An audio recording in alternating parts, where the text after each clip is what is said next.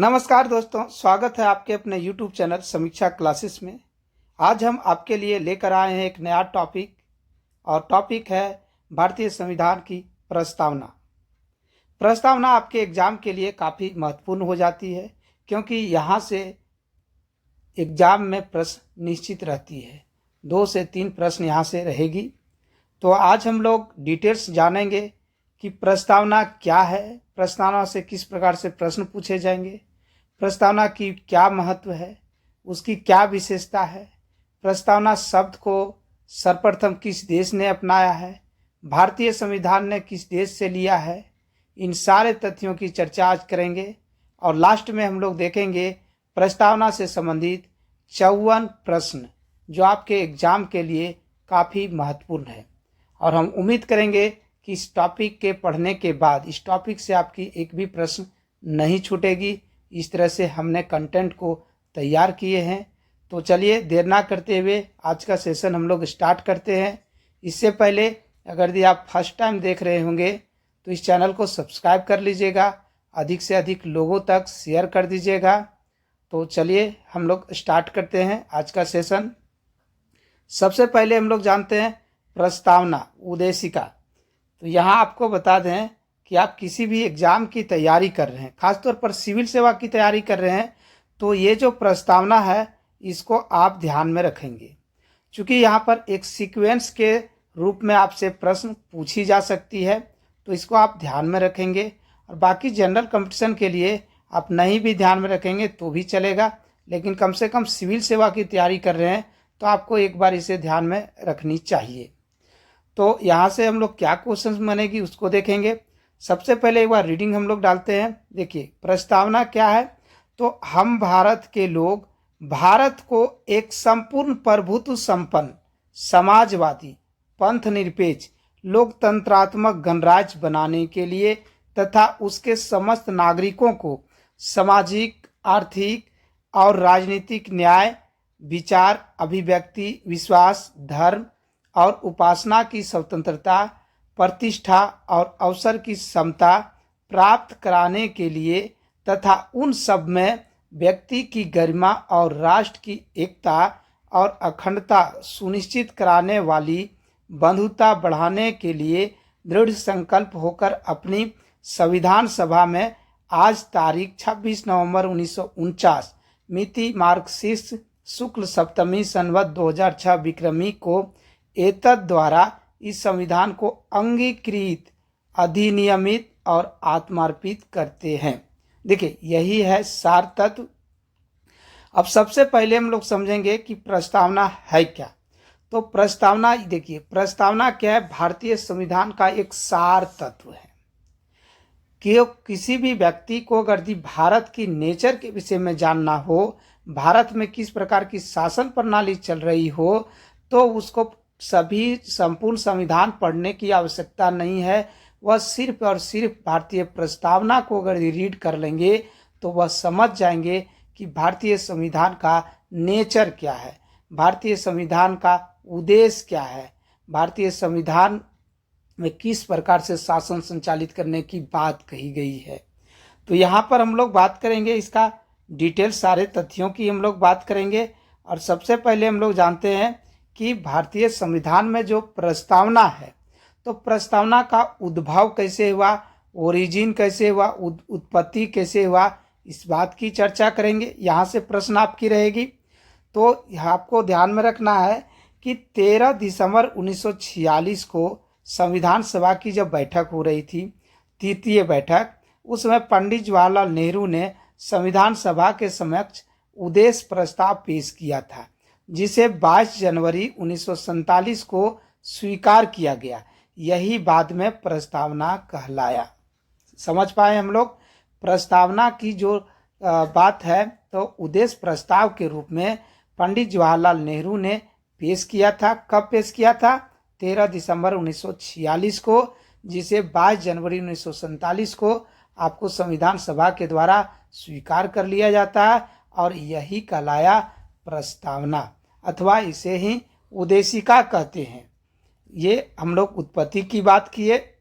अब बात करते हैं प्रस्तावना के तत्व जो आपको एलिमेंट ऑफ रिमल की बात करेंगे तो भारतीय जो संविधान के प्रस्तावना है उसमें 4 मूल तत्व शामिल है। कितने मूल तत्व शामिल है? 4 मूल तत्व। अब यहाँ पर देखेंगे, पहला है संविधान को अधिकार देने का स्रोत। पूछा जाएगा आपसे कि संविधान को अधिकार देने का स्रोत क्या है, तो हम भारत के लोग, हम भारत के लोग यानी we the people of India, ये भारतीय संविधान को स्रोत देती है, अधिकार देती है। भारत की प्रकृति की बात करेंगे तो भारत की प्रकृति, भारत एक संपूर्ण प्रभुत्व संपन्न, समाजवादी, धर्मनिरपेक्ष, लोकतांत्रिक व गणराज्य राज्य व्यवस्था वाला देश है। किस प्रकार का देश है? तो संपूर्ण प्रभुत्व संपन्न, समाजवादी, धर्मनिरपेक्ष, लोकतांत्रिक, गणराज्य राज्य व्यवस्था वाला देश है। ये भारत की प्रकृति है। संविधान का उद्देश्य क्या है? न्याय, स्वतंत्रता, समता, बंधुत्व संविधान के उद्देश्य हैं। और इस संविधान में जो आपको प्रस्तावना को लागू करने की जो तिथि बात कही गई है वह 26 नवंबर 1949 को इसी दिन अंगीकृत आत्मर्पित करने की बात कही गई है। ये कुछ हम लोग तत्व की बात किए। अब इन सारे जो शब्द है इसका हम लोग डिटेल से जानेंगे, इसके बाद आपका प्रश्न नहीं छूटेगी। अब बात करते हैं हम लोग भारतीय राज्य की प्रकृति क्या है। तो प्रकृति में हम लोग देखेंगे, पहला संपूर्ण प्रभुत्व संपन्न। संपूर्ण प्रभुत्व संपन्न का मतलब क्या हो रहा है? तो संपूर्ण प्रभुत्व संपन्न का मतलब है कि भारत अपने आंतरिक अथवा बाहरी मामलों के मामले में निर्णय में स्वतंत्र है। भारत अपने आंतरिक और बाह्य मामले के निर्णय में स्वतंत्र है, अर्थात भारत जो है वह आंतरिक निर्णय से संबंधित अथवा बाहरी निर्णय से संबंधित किसी पर निर्भर नहीं है। इसे ही संपूर्ण प्रभुत्व संपन्न कहते हैं। नेक्स्ट बात करेंगे समाजवादी। तो देखिए, भारतीय संविधान की जो प्रस्तावना है उस मूल प्रस्तावना में समाजवादी शब्द नहीं था। इसे 42वां संविधान संशोधन 1976 में प्रस्तावना में जोड़ा गया। तो ये डायरेक्ट प्रश्न पूछी जाएगी, समाजवादी भारतीय प्रस्तावना में कब जोड़ी गई? तो आपका 42वां संविधान संशोधन 1976 में जोड़ी जाती है। अब समाजवादी जो है ये इसका मतलब है आपसी भाईचारा के हित में काम करना, ये इसका मतलब हो गया। यह रूस के संविधान से प्रभावित है, अर्थात सोवियत संघ रूस के संविधान से इसे ग्रहण किया गया है। भारत ने लोकतांत्रिक समाजवाद को अपनाया है। यह महात्मा गांधी और जवाहरलाल नेहरू के विचारों से प्रेरित है। ये समाजवादी की बात की है तो यहाँ पर ये प्रश्न काफ़ी महत्वपूर्ण है कि कब जोड़ी गई इस बात को और कहाँ से लिया गया है। तो रूस के संविधान से लिया गया है और 1976 में इसे प्रस्तावना में जोड़ा गया है। नेक्स्ट बात करते हैं पंथ निरपेक्ष। देखिए, पंथ निरपेक्ष अथवा सेकुलर की बात करते हैं तो यह भी शब्द आपका मूल प्रस्तावना में नहीं था। 42वां संविधान संशोधन 1976 में इसे जोड़ा जाता है और इसका मतलब हो गया कि भारत जो है सभी धर्मों का सम्मान करेगा, अर्थात भारतीय राज्य सर्वधर्म संभाव पर कार्य करेगा। ये भी काफ़ी महत्वपूर्ण है, इसे ध्यान में रखेंगे। पंथ निरपेक्ष शब्द आपको 42वां संविधान संशोधन 1976 में जोड़ी गई प्रस्तावना में। नेक्स्ट बात करेंगे लोकतांत्रिक गणराज्य। तो गणराज्य किस प्रकार की बात होती है? तो लोकतांत्रिक गणराज्य। तो लोकतंत्रात्मक का मतलब क्या है? जनता का जनता के लिए किया गया शासन। और गणराज्य का मतलब हो गया भारत के कोई भी पद वंशानुगत ना होकर के निर्वाचित होगा, उसे ही गणराज्य कहते हैं। तो भारतीय गणराज्य किस प्रकार है? तो लोकतांत्रिक गणराज्य आप ध्यान में रखेंगे। नेक्स्ट बात करेंगे हम लोग आपका भारतीय संविधान का उद्देश्य। भारतीय संविधान का उद्देश्य क्या है? तो जैसा कि हम लोग प्रस्तावना में अभी हम लोग स्टडी किए तो इसमें प्रस्तावना में एक उद्देश्य है न्याय। अब देखिए, जस्टिस की बात करता है। आपसे पूछा जा सकता है कि भारतीय संविधान की जो प्रस्तावना है उसमें कितने प्रकार के जस्टिस की बात किया जा रहा है? तो आपका आंसर होगा 3 प्रकार के जस्टिस की बात किया जा रहा है। कौन कौन सा? तो सामाजिक न्याय, आर्थिक न्याय और राजनीतिक न्याय। ये जो न्याय है वह राज्य के नीति निर्देशक तत्व के भाग 4 में, यहाँ पर आपका 4 होगा, 4 में इसका उल्लेख है। यह जो न्याय है, न्यायिक प्रणाली जो है, प्रणाली नहीं, न्याय जो है उद्देश्य, यह रूसी क्रांति से प्रभावित है, रूसी क्रांति से प्रभावित है। अब बात करेंगे एकक, हम लोग बात करते हैं सामाजिक, आर्थिक और राजनीतिक न्याय हम लोग डिस्कस करेंगे। तो सबसे पहले हम लोग सामाजिक न्याय की बात करते हैं। तो सामाजिक न्याय का अभिप्राय है कि मानव के बीच जाति वर्ण के आधार पर भेदभाव ना माना जाए। प्रत्येक नागरिक को उन्नति के समुचित अवसर सुलभ हो, तभी आपका सामाजिक न्याय की संकल्पना साबित होगी। चलिए, ये सामाजिक न्याय की बात हुई। अब नेक्स्ट हम लोग बात करते हैं आपको आर्थिक न्याय। आर्थिक न्याय क्या हो गया? देखिए, आर्थिक न्याय का अर्थ है उत्पादन एवं वितरण के साधनों का न्यायोचित वितरण और धन संपदा का केवल कुछ ही हाथों में केंद्रीकृत न हो जाए। कहने का मतलब है कि हम इस प्रकार से शासन व्यवस्था स्थापित करेंगे जिससे कि जो उत्पादन और वितरण के साधन हो वो सभी पब्लिक के बीच आपका समान वितरण हो और इन धन संपदा का किसी पार्टिकुलर व्यक्ति के हाथों में केंद्रित ना हो, तभी जो सो आर्थिक न्याय होगी। नेक्स्ट बात करते हैं राजनीतिक न्याय। तो राजनीतिक न्याय जो सो पॉलिटिकल जस्टिस है। इसका मतलब है कि राज्य के अंतर्गत समस्त नागरिकों को समान रूप से नागरिक और राजनीतिक अधिकार प्राप्त हो, चाहे वह राजनीतिक दफ्तरों में प्रवेश की बात हो अथवा अपनी बात सरकार तक पहुंचाने का अधिकार हो। ये सारे आपका राजनीतिक न्याय के अंतर्गत आता है। राजनीतिक न्याय मतलब ये है कि ये भारतीय नागरिकों को आपको राजनीतिक में भाग लेने की अधिकार प्राप्त होती है, वो हो गया राजनीतिक न्याय। अब बात करते हैं दूसरा उद्देश्य क्या है? तो स्वतंत्रता है। दूसरा उद्देश्य है आपका स्वतंत्रता। तो भारतीय संविधान में कितने प्रकार के प्रस्तावना में कितने प्रकार के स्वतंत्रता की बात किए करते हैं? तो आपका 5 प्रकार आंसर होगी। विचार, अभिव्यक्ति, विश्वास, धर्म, उपासना। आप इसे ध्यान में रखेंगे। विचार, अभिव्यक्ति, विश्वास, धर्म और उपासना, ये 5 प्रकार की स्वतंत्रता की बात किया जा रहा है हमारे प्रस्तावना में।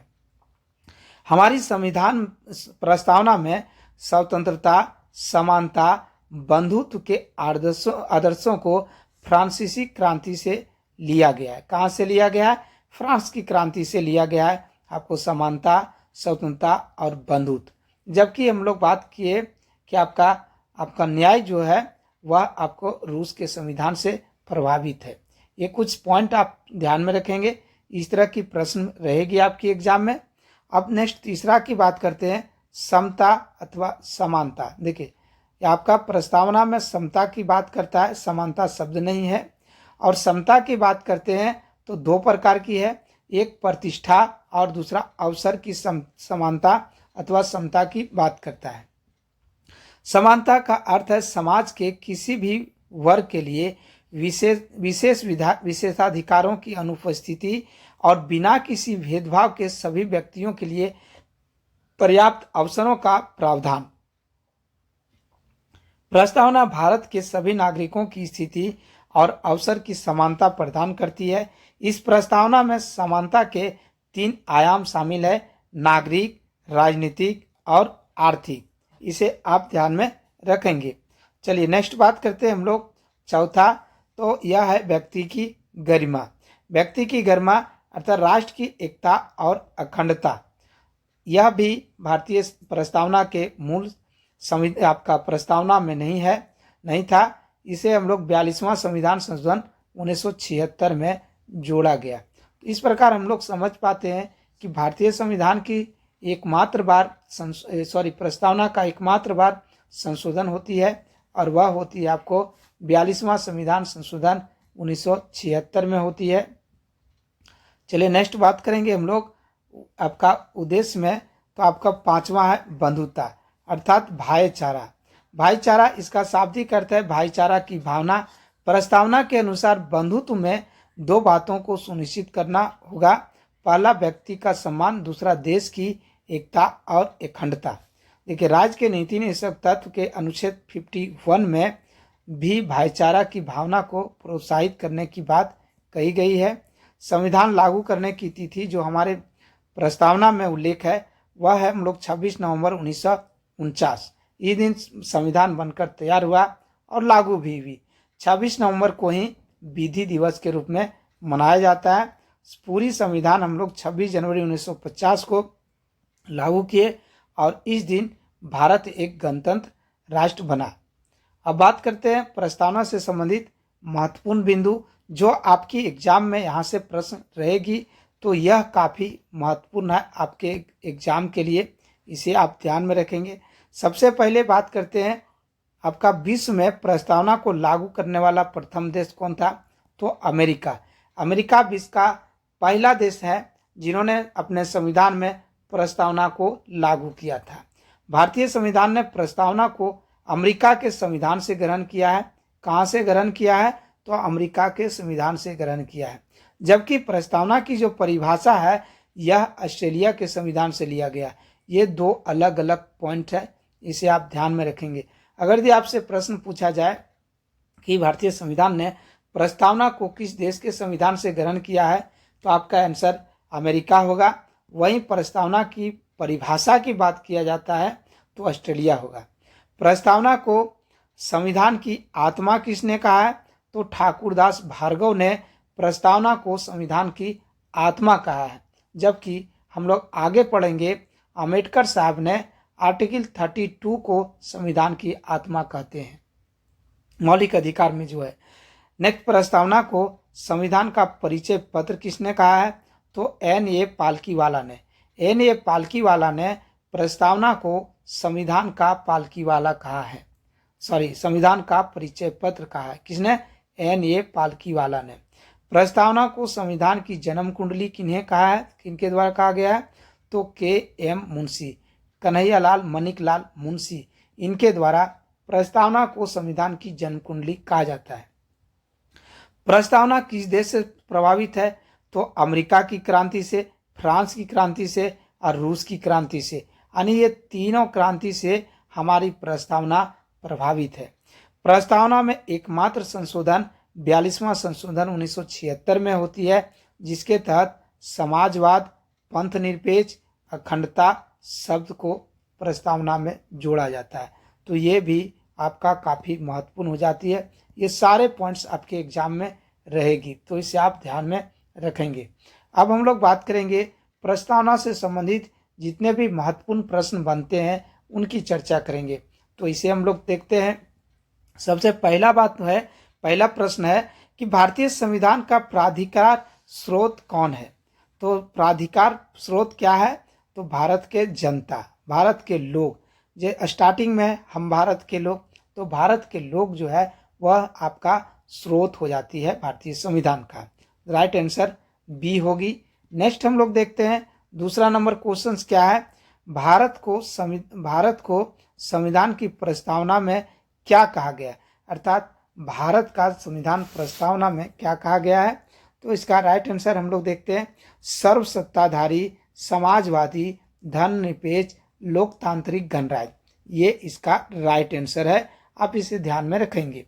चलिए नेक्स्ट हम लोग देखते हैं। तीसरा प्रश्न क्या कहता है, भारतीय प्रस्तावना संविधान के किस भाग को उसकी आत्मा की आख्या प्रदान की गई है, तो किस भाग को आत्मा की आख्या प्रदान किया गया है, तो प्रस्तावना को भारतीय संविधान की आत्मा कहा गया है।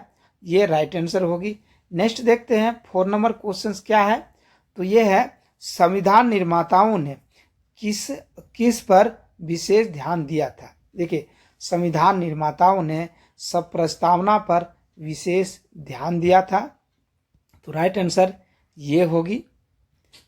चलिए नेक्स्ट हम लोग बात करेंगे संविधान के प्रस्तावना का कितनी बार संशोधन किया गया है, तो अभी तक भारतीय संविधान की जो प्रस्तावना है उसमें एक बार संशोधन होती है और यह होती है आपको 42वां संविधान संशोधन आपका 42वां संविधान संशोधन 1976 में। ये हम लोग ऑलरेडी अभी हम लोग चर्चा कर दिए है ना। ये क्वेश्चंस आपका पूछा जा सकता है। और फ्रेंड्स आपको बता दें, समीक्षा क्लासेस के द्वारा आप कंटिन्यू 7 बजे आप वीडियो को देख पाएंगे। नए नए टॉपिक के जरिए आपके संपूर्ण तैयारी करवाया जाएगा, इसलिए आप इस चैनल पर बने रहेंगे। वीडियो को कंटिन्यू देखिएगा। और किन्हीं को अगर PDF चाहिए होगा तो आप प्ले स्टोर से समीक्षा क्लासेस ऐप को डाउनलोड कर लीजिएगा। वहाँ पर सारे मटेरियल मिल जाएगा। और अगर आप किसी पार्टिकुलर एग्जाम के लिए आप टेस्ट लगाना चाहेंगे तो वह भी मिल जाएगा, और आपका वीडियो लेक्चर्स भी मिल जाएगी। चलिए नेक्स्ट हम लोग क्वेश्चन देखते हैं क्या कहता है। नेक्स्ट प्रश्न है, भारत के संविधान की प्रस्तावना में प्रथम संशोधन कब किया गया? तो हम लोग ऑलरेडी देख पाए कि अभी तक एकमात्र बार हुई है, और वह होती है 1976 को। तो इसका राइट आंसर डी होगी। नेक्स्ट प्रश्न देखते हैं क्या है। भारतीय संविधान ने किस प्रकार के लोकतंत्र को अपनाया है? ऑप्शंस है आपका संवैधानिक राजतंत्र, वंशानुगत लोकतंत्र, लोकतांत्रिक राजतंत्र और लोकतांत्रिक गणतंत्र। तो इसका डी आंसर होगी लोकतांत्रिक गणतंत्र। नेक्स्ट हम लोग देखेंगे नेक्स्ट क्वेश्चन क्या कहता है। देखिए 8वां नंबर क्वेश्चन कहता है, प्रस्तावना का वह कौन सा प्रावधान है जो सभी वयस्क एडल्ट नागरिकों को मतदान का अधिकार प्रदान करता है? तो यह कौन सा प्रावधान है? तो इसका राइट आंसर डी होगी गणतंत्र। यही गणतंत्र व्यवस्था है जिसके तहत सभी भारतीय नागरिकों जिनकी उम्र 18 वर्ष से अधिक है और मतदाता सूची में नाम अंकित है, उन्हें मतदान देने का अधिकार प्रदान करता है। नेक्स्ट बात करेंगे 9th नंबर क्वेश्चंस, वर्णित लोकतंत्र डिस्क्राइब्ड डेमोक्रेसी को भारतीय संविधान की प्रस्तावना में किस रूप में स्वीकारा गया है? तो इसका राइट आंसर डी होगी इनमें से सभी, अर्थात राजनीतिक राजतंत्र, आर्थिक लोकतंत्र और सामाजिक राजतंत्र। ये तीनों रूप में आपका वर्णित लोकतंत्र को भारतीय संविधान में स्वीकार किया है। नेक्स्ट 10th नंबर क्वेश्चन है, भारतीय संविधान प्रस्तावना के अनुसार भारत के शासन की सर्वोच्च सत्ता किसमें निहित है? तो भारत की जो शासन प्रणाली है उसकी सर्वोच्च सत्ता जनता में निहित है। कहने का मतलब जनता जो है वह किसी भी सरकार को बनाती है और उसको हम लोग देखते हैं आपको हटा भी सकती है। ये पावर किनको है? जनता को है। तो सर्वोच्च सत्ता आपका जनता में है। नेक्स्ट क्या है, भारत की संप्रभुता, एकता और अखंडता को बनाए रखने तथा उसकी रक्षा करने का प्रावधान किसमें किया गया है? तो प्रस्तावना में किया गया है। भारत की संप्रभुता, एकता और अखंडता को बनाए रखने की बात आपका प्रस्तावना में उल्लेख है। नेक्स्ट बात करेंगे, नेक्स्ट है भारतीय संविधान के प्रस्तावना से क्या स्पष्ट नहीं होता है? भारत संविधान की स्रोत जी स्पष्ट होता है, ये स्पष्ट हो जाती है। शासन का ध्येय का विवरण जी बिल्कुल स्पष्ट है। संविधान को लागू करने की तिथि यह स्पष्ट नहीं है। तो राइट आंसर सी होगी। जैसा कि ऑलरेडी हम लोग देखते हैं आपको 26 नवंबर 1949 वहाँ पर अंगीकृत की बात किया जाता है, जबकि हम लोग पूरी तरह से संविधान 26 जनवरी 1950 को लागू होती है। चलिए नेक्स्ट क्वेश्चन देखते हैं। नेक्स्ट क्या है, 13 नंबर क्वेश्चन, भारतीय संविधान के प्रस्तावना में देश का कौन सा नाम उल्लेखित है? देखिए भारतीय संविधान की जो प्रस्तावना है उसमें भारत का नाम किस नाम से उल्लेख है? तो इसका राइट आंसर बी होगी, भारत और इंडिया। ये दो नाम से भारतीय प्रस्तावना में जो सो उल्लेख है। नेक्स्ट बात करेंगे, नेक्स्ट क्वेश्चन क्या है, भारतीय संविधान के किसके द्वारा मान्यता प्राप्त है? संविधान सभा द्वारा, भारत की संसद द्वारा, प्रथम निर्वाचित सरकार द्वारा, भारत की जनता द्वारा। तो भारतीय संविधान की किसके द्वारा? तो भारतीय जनता द्वारा मान्यता प्राप्त है। तभी हम लोग स्टार्ट करते हैं हम भारत के लोग, हम भारत के लोग। तो भारत की जनता के द्वारा मान्यता प्राप्त है। चलिए नेक्स्ट क्वेश्चन देखते हैं। नेक्स्ट क्वेश्चन क्या है, भारत की सर्वोच्च सत्ता किसमें निहित है? तो भारत की जनता में निहित है। इस तरह की क्वेश्चन हम लोग पहले भी देखे थे। चलिए नेक्स्ट बात करेंगे, किस वर्ष भारत एक प्रभावित लोकतांत्रिक गणराज्य बना? तो प्रभावित लोकतांत्रिक गणराज्य की बात होती है तो 1950 में बनती है। इसी दिन हम लोग देखते हैं 26 जनवरी 1950 को आपको संविधान को लागू किया जाता है और हम गणतंत्र रूप बनते हैं। चलिए नेक्स्ट क्वेश्चन देखते हैं।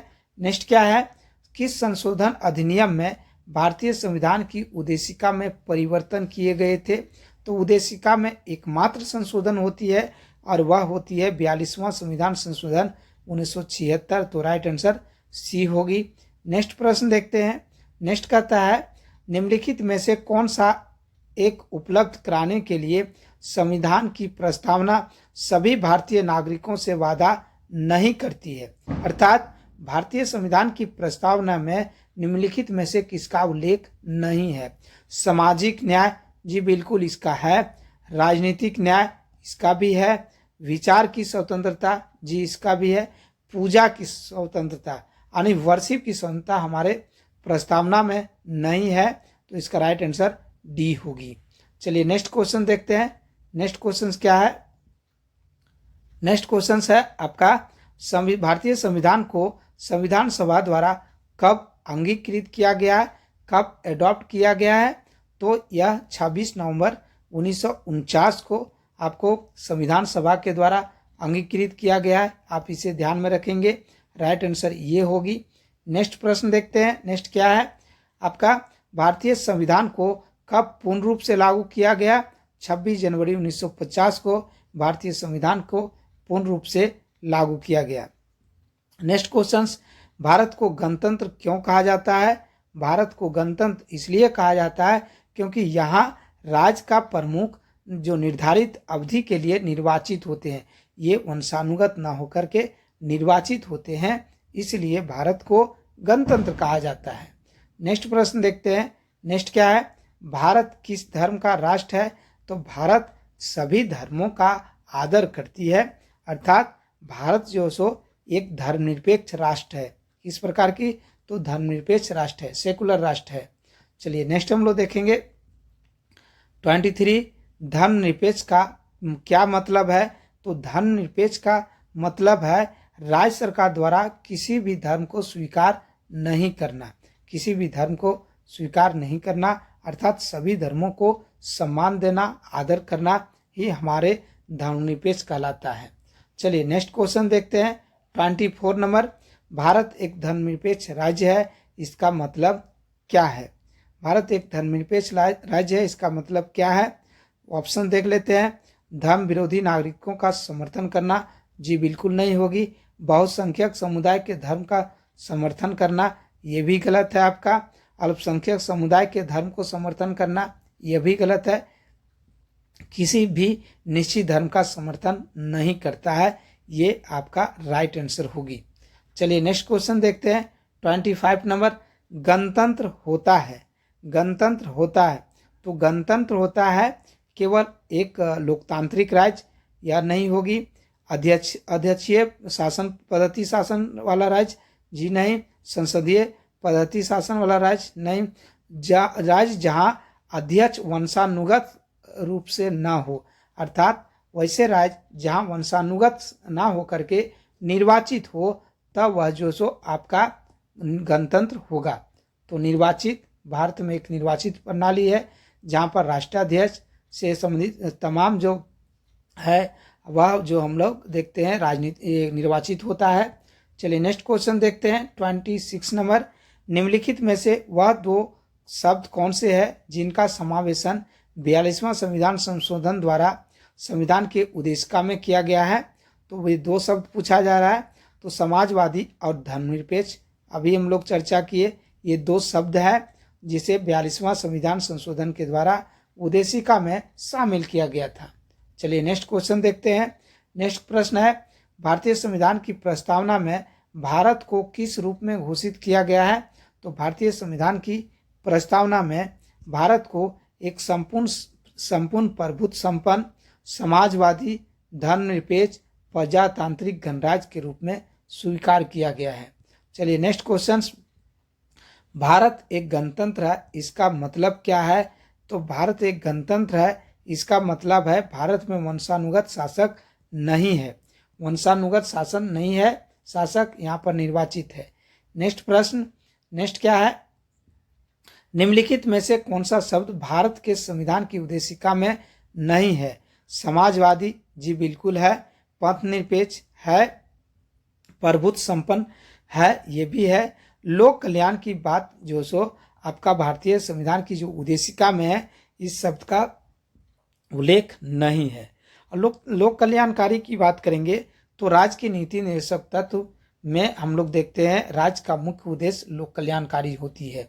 चलिए नेक्स्ट हम लोग क्वेश्चन देखते हैं, कल्याणकारी राज्य का उद्देश्य क्या है? तो कल्याणकारी राज्य का उद्देश्य है कमजोर वर्गों के कल्याण का प्रबंध करना, कमजोर वर्गों के कल्याण के लिए उचित व्यवस्था करना, उचित प्रबंध करना ही कल्याणकारी राज्य का उद्देश्य होता है। चलिए नेक्स्ट क्वेश्चन, नेक्स्ट है भारत को एक गणराज्य मुख्य रूप से माना जाता है क्योंकि आपका यह अध्यक्ष चुनाव, राज्य का अध्यक्ष चुनाव होता है। देखिए ये क्वेश्चंस बहुत बार रिपीट हम लोग देख पाए, क्योंकि इस प्रकार की क्वेश्चंस आपकी एग्जाम में रहेगी। हम उन्हीं प्रश्नों को शामिल किए हैं जो विभिन्न एग्जाम में पूछे गए हैं और जो प्रश्न आपके एग्जाम के लिए अति संभावित हो जाती है, उन्हीं प्रश्नों को शामिल किए हैं। इन सारे सीरीज को हम लोग देखने के बाद आपकी एग्जाम में एक भी प्रश्न नहीं छूटेगी। चलिए नेक्स्ट क्वेश्चन देखते हैं, भारतीय संविधान के प्रस्तावना में सेकुलर शब्द का क्या अर्थ है? तो सेकुलर शब्द का अर्थ है आपका सभी नागरिकों को धर्म और उपासना की स्वतंत्रता। ये हमारी संविधान की प्रस्तावना में सेकुलर शब्द का मतलब होता है। चलिए नेक्स्ट देखते हैं, नेक्स्ट प्रश्न है, भारतीय संविधान की प्रस्तावना में लिखित हम भारत के लोग, इस शब्द से क्या अर्थ निकलता है? तो हम भारत के लोग, इसका मतलब निकलता है कि भारतीय संविधान का निर्माण भारत की जनता द्वारा हुआ है। भारतीय संविधान की निर्माण भारत के जनता द्वारा हुआ है। अब भारतीय संविधान का स्रोत जनता है, ये इसका मतलब निकलता है। चलिए नेक्स्ट हम लोग देखते हैं, समाजवादी का अर्थ क्या है? सोशलिस्ट का अर्थ क्या है? तो सोशलिस्ट का अर्थ हो जाती है आपका सामाजिक न्याय से, सामाजिक न्याय, सोशल जस्टिस से आपका समाजवादी का संबंध है।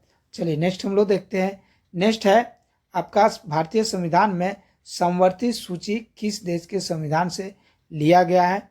तो यह ऑस्ट्रेलिया के संविधान से लिया गया है। आप ध्यान में रखेंगे, संविधान में आपका समवर्ती सूची किस देश के संविधान से लिया गया है? ऑस्ट्रेलिया के संविधान से लिया गया है। चलिए नेक्स्ट प्रश्न देखते हैं, 36 नंबर, भारतीय संविधान की आत्मा किसे कहा जाता है? तो भारतीय संविधान की आत्मा प्रस्तावना को कहा जाता है। ध्यान में रखेंगे, प्रस्तावना को भारतीय संविधान की आत्मा कहा जाता है।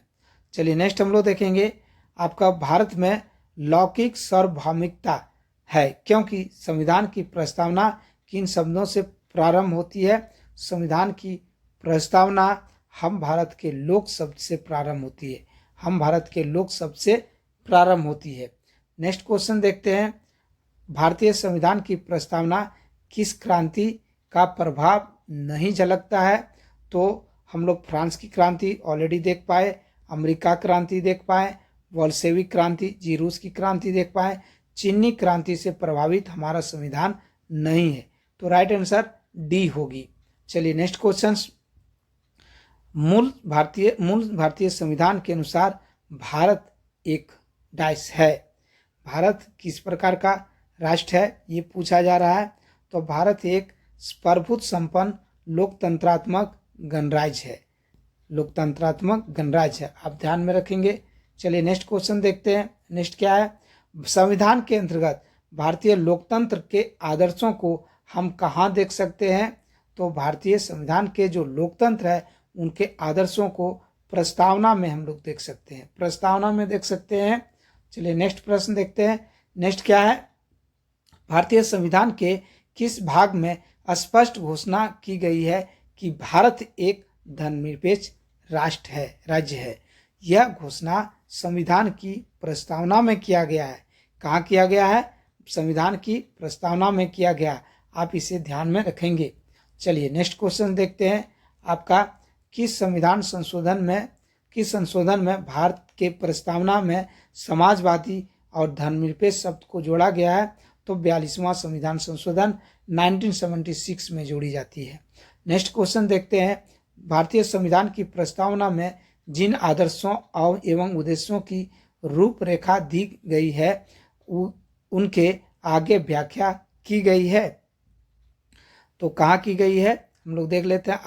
आदर्शों एवं उद्देश्यों की रूपरेखा की व्याख्या कहाँ किया गया, ये प्रश्न है आपका। देखते हैं ऑप्शन हम लोग।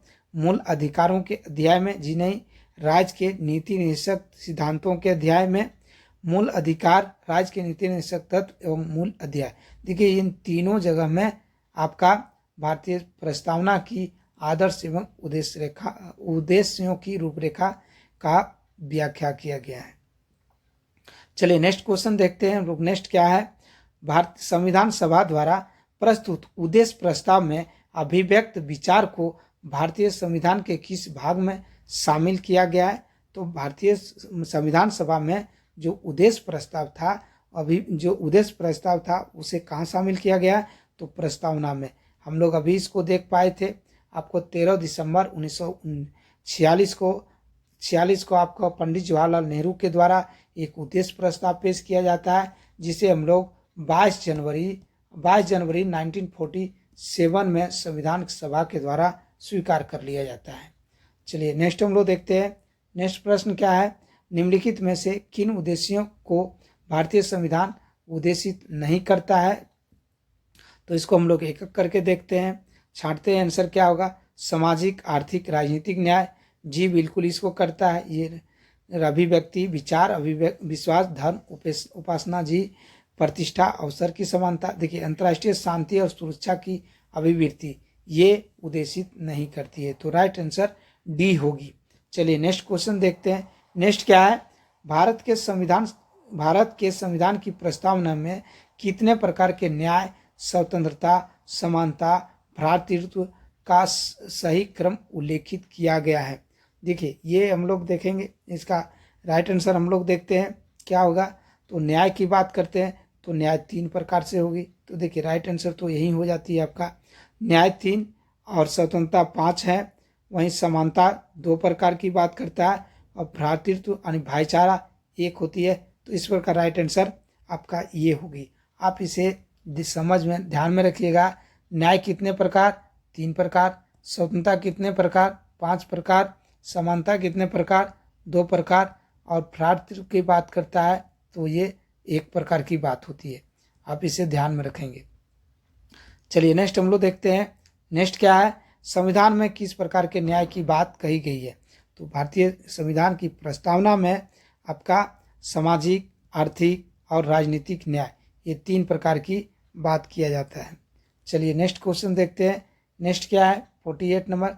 निम्न में से किस वाद में उच्चतम न्यायालय ने धारणा प्रस्तुत की कि उद्देशिका संविधान का भाग है? देखिए उद्देशिका को लेकर के काफ़ी विवाद होती है और सर्वोच्च न्यायालय में के द्वारा हम लोग देखते हैं आपको मुंबई बनाम यूनियन ऑफ इंडिया वाद में उद्देशिका को संविधान का भाग स्वीकार करता है। तो राइट आंसर आपका सी होगी। नेक्स्ट प्रश्न देखते हैं। भारत के संविधान के उद्देश्य में से कितने रूप में आर्थिक न्याय का किसमें उपबंध किया गया है? तो उद्देशिका और राज्य के नीति निर्देशक तत्व में इसका उल्लेख किया गया है, उपबंध किया गया है। नेक्स्ट प्रश्न देखते हैं। नेक्स्ट क्या है? नेक्स्ट है आपका किसने, एक सेकेंड, किसने भारतीय संविधान की प्रस्तावना को भारतीय संविधान की राजनीतिक कुंडली के रूप में वर्णित किया है? तो देखिए यहाँ पर हम लोग समझेंगे किसने भारतीय संविधान की प्रस्तावना को भारतीय संविधान की राजनीतिक कुंडली के रूप में वर्णित किया है। तो राइट आंसर सी होगी। कन्हैया लाल, माणिक लाल मुंशी ने भारतीय संविधान की प्रस्तावना को जन्म कुंडली कहा है। चलिए नेक्स्ट क्वेश्चन देखते हैं। नेक्स्ट क्या है आपका, संविधान सभा द्वारा उद्देश्य प्रस्ताव को कब स्वीकार किया गया? तो संविधान सभा के द्वारा उद्देश्य प्रस्ताव को 22 जनवरी 1947 को स्वीकार किया जाता है। चलिए नेक्स्ट क्वेश्चन देखते हैं। नेक्स्ट क्वेश्चन है आपका, भारतीय संविधान में शामिल स्वतंत्रता, समानता, बंधुत्व के सिद्धांत को किस देश के संविधान से लिया गया है? तो यह फ्रांस के संविधान से लिया गया है। चलिए नेक्स्ट क्वेश्चन देखते हैं। नेक्स्ट है आपका, भारतीय संविधान की प्रस्तावना में समाजवाद शब्द निम्न में से किससे अपनी प्रेरणा प्राप्त करता है? तो समाजवाद जो शब्द है वह रशियन क्रांति से आपका प्रभावित है, रशियन क्रांति। आप राइट आंसर डी होगी।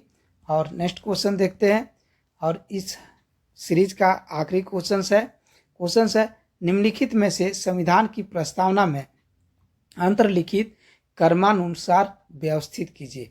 देखिए इस प्रश्न का आंसर आप तभी दे पाएंगे जब आपका प्रस्तावना आपके दिमाग में रहे, याद रहे। तो इसलिए प्रस्तावना को आप याद जरूर रखिएगा। तो हम लोग देखते हैं व्यवस्थित करने के लिए समता, स्वतंत्रता, बंधुत्व, न्याय। तो इसका राइट आंसर क्या होगी? देखिए सबसे पहले हम लोग देखेंगे न्याय की बात किया जाता है। सबसे पहले हम लोग न्याय देखते हैं, न्याय। इसके बाद हम लोग स्वतंत्रता की बात होती है, इसके बाद समता की, और लास्ट में हम लोग देखते हैं बंधुत्व की। तो ये एक सीरीज है, इसी क्रम में आपका व्यवस्थित होगी। तो इस प्रकार आज का सेशन खत्म होती है यहीं पर। हम लोग नेक्स्ट वीडियो में एक नए वीडियो के साथ मिलते हैं। तब तक के लिए नमस्कार।